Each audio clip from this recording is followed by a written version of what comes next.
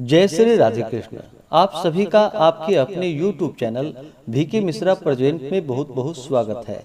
भाद्रपद मास शुक्ल पक्ष की एकादशी को इसे वामन एकादशी, परिवर्तिनी एकादशी, ढोल ग्यारस, पद्मा एकादशी, जल झुलनी एकादशी, कर्मा धर्मा एकादशी आदि नामों से जाना जाता है।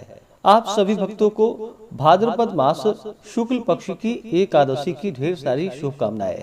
आप सभी के जीवन में लक्ष्मी नारायण की कृपा से आप सभी को सभी प्रकार के सुख तथा समृद्धि की प्राप्ति हो। तो आज आप जानेंगे परिवर्तिनी एकादशी व्रत के शुभ मुहूर्त के बारे में। पारण का समय कब से कब तक होगा, पारण कब और किस चीज से किया जाएगा, तो जानेंगे व्रत, शुभ मुहूर्त, पूजन विधि, महत्व, नियमों के बारे में। और इस दिन खास करके भगवान को किस वस्तु का भोग लगाए, तो आइए जानते हैं इन सबों के बारे में। भाद्रपद मास शुक्ल पक्ष की एकादशी तिथि के दिन भगवान विष्णु अपना अंग परिवर्तन करते हैं, करवट लेते हैं। इस कारण से इस दिन को अंग परिवर्तिनी एकादशी के नाम से जाना जाता है। इस एकादशी को राजा बलि के समक्ष भगवान विष्णु ने वामन यानी कि 52 अंगुल का शरीर धारण कर 3 पग पृथ्वी दान में मांगा था। उसी रूप की पूजा इस वामन एकादशी को की जाती है। साथ ही भगवान विष्णु, माता लक्ष्मी की पूजा की जाती है और इस दिन को त्रिलोकीनाथ पूजा का बड़ा ही विशेष महत्व माना गया है। जो भी भक्त सच्ची श्रद्धा के साथ भाद्रपद मास शुक्ल पक्ष की एकादशी का व्रत धारण करते हैं, इस व्रत के प्रभाव से नीच से भी नीच महापापियों का उद्धार हो जाता है।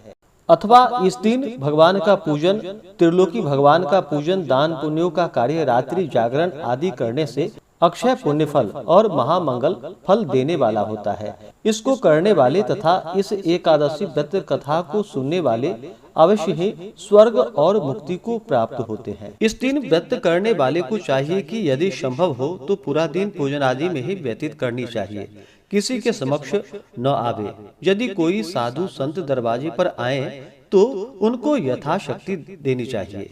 बहस अथवा मुंह मांगा दान देने की हामी नहीं भरनी चाहिए। भाद्रपद मास शुक्ल पक्ष की एकादशी तिथि प्रारंभ समय 3 सितंबर 2025 दिन बुधवार सुबह 3:53 और एकादशी तिथि की जो समाप्ति है वह 4 सितंबर 2025 दिन गुरुवार सुबह 4:22 पे एकादशी तिथि की समाप्ति है। तो सूर्योदय व्यापनी के अनुसार सभी भक्तजन 3 सितंबर 2025 दिन बुधवार को सभी एकादशी का व्रत धारण करेंगे। व्रत पारण के लिए कहा गया है। व्रत का पारण द्वादशी तिथि में और हरिवासर समाप्त होने के बाद करना चाहिए।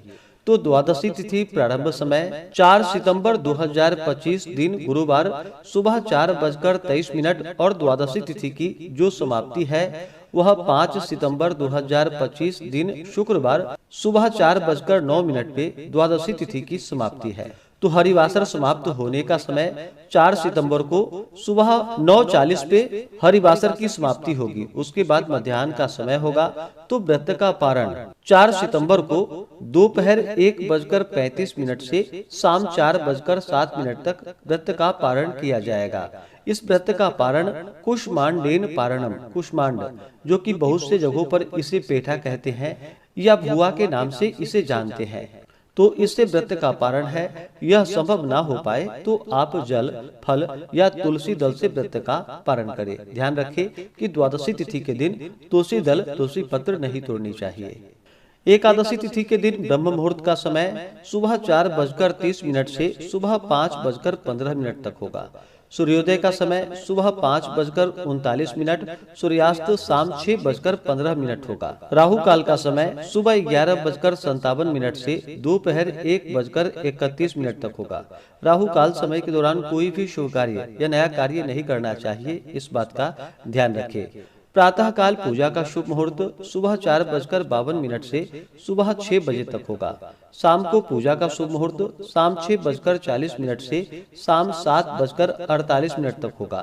एकादशी तिथि के दिन अमृत काल का समय शाम 6:05 से शाम 7:46 तक होगा।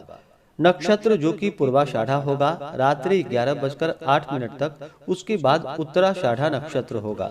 योग आयुष्मान होगा शाम 4:17 तक, उसके बाद सौभाग्य योग होगा। एकादशी तिथि के दिन रवि योग भी बन रहा है, जो कि सुबह 6 बजे से लेकर के रात्रि 11:08 तक रवि योग रहेगा। इस दौरान पूजन आदि के कार्य करने का विशेष महत्व माना गया है। एकादशी व्रत धारण करने वालों को चाहिए कि दशमी तिथि के दिन सूर्यास्त होने से पहले ही शुद्ध और सात्विक आहार ग्रहण करें। दशमी तिथि के दिन हविष्यान्न भोजन करने के लिए कहा गया है। हविष्यान्न में जिसे कि जौ, गेहूं, गौघृत, काली मिर्च आदि का प्रयोग करके जो कि भोजन बनाए और इसे ही ग्रहण करनी चाहिए। इस दिन मांस, मदिरा, लहसुन, प्याज आदि का प्रयोग बिल्कुल भी नहीं करना चाहिए। सात्विक आहार ग्रहण करें। सूर्यास्त होने से पहले ही रात्रि ब्रह्मचर्य का पालन करते हुए भगवान विष्णु के नामों का स्मरण करते हुए सोएं और एकादशी की सुबह उठ करके नित्य क्रियाओं से निवृत्त होकर के स्नान आदि करके भगवान सूर्य नारायण को अर्घ्य प्रदान करे और व्रती को व्रत का संकल्प लेना चाहिए कि हे भगवान विष्णु, आज मैं भाद्रपद मास शुक्ल पक्ष की परिवर्तिनी एकादशी वामन एकादशी का व्रत धारण करने जा रहा हूँ या करने जा रही हूँ। इस प्रकार से भगवान से कहे, अपने नाम, गोत्र और स्थान का उच्चारण करते हुए भगवान से प्रार्थना करे कि यह व्रत मेरा निर्विघ्न पूरा हो, हमें पुण्य फलों की प्राप्ति हो। आपके मन में जो भी इच्छा हो, जो भी कामना हो, वह भगवान विष्णु से कहें।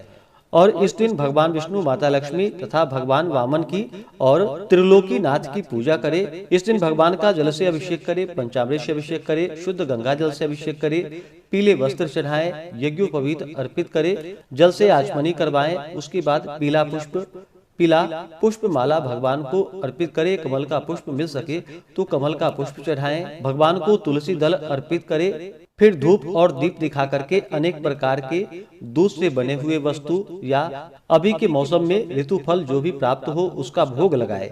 खास करके इस दिन ककड़ी का भोग भगवान को अवश्य ही लगानी चाहिए। जहाँ पर भी ककड़ी अगर मिल रहा हो तो उसका भगवान को भोग लगाए और उसे प्रसाद के रूप में ग्रहण भी करनी चाहिए। इससे अनंत फलों की प्राप्ति होती है। और जब भी भगवान को भोग लगाते हैं तो तुलसी दल डाल करके ही भगवान को भोग लगानी चाहिए। नैवेद्य का भोग लगा करके जल से आचमनी करवाए। मुख शुद्धि के लिए पान पत्र, सुपारी, लौंग, इलायची के साथ में अर्पित करे। द्रव्य दक्षिणा चढ़ाएं। इसके बाद कथा आदि का श्रवण करे। पुरुषोक्त, विष्णु चालीसा आदि का पाठ या श्रवण करे। भगवान की आरती करे, निराजन करे, पुष्पांजलि करे और फिर क्षमा प्रार्थना भगवान से करे। इस प्रकार से भगवान का सुबह और शाम के वक्त पूरे विधि विधान के साथ पूजन करे। रात्रि में जहाँ तक हो सके जागरण करते हुए समय को व्यतीत करने चाहिए और अगले दिन जाकर के फिर समय के अनुसार व्रत का पालन करना चाहिए। इस प्रकार से भगवान विष्णु अपने भक्तों पर अति प्रसन्न होते हैं। व्रती को व्रत के दौरान शुद्ध और सात्विकता का पालन करना चाहिए, ब्रह्मचर्य का पालन करना चाहिए। व्रत के दौरान किसी के ऊपर क्रोध नहीं करनी चाहिए या अपने मन में किसी के प्रति ईर्षा या द्वेष का भाव नहीं लाना चाहिए। पूर्ण निष्ठा भक्ति भाव के साथ भगवान का पूजन करे। इस दौरान ओम नमो भगवते वासुदेवाय या श्री कृष्ण गोविंद हरे मुरारी आदि जपते रहें जहाँ तक बन सके। इससे व्यक्ति के सभी प्रकार के पाप और ताप नष्ट होते हैं, अक्षय पुण्य फलों की प्राप्ति होती है। तो आशा करता हूँ कि यह जानकारी आपको अच्छा लगा हो। इसी प्रकार से ज्ञानवर्धक जानकारियाँ प्राप्त करते रहने के लिए, व्रत पूजा के बारे में जानने के लिए, कथा को सुनने के लिए चैनल पे अगर आप पहली बार आए हैं तो चैनल को लाल बटन दबा करके सब्सक्राइब करें। साथ में बेल आइकन घंटी को दबाएं ताकि आने वाली वीडियो का नोटिफिकेशन आपको समय से मिलता रहे। वीडियो को लाइक करें, शेयर करें। सुखी रहें और स्वस्थ रहें। जय श्री राधे कृष्ण। धन्यवाद।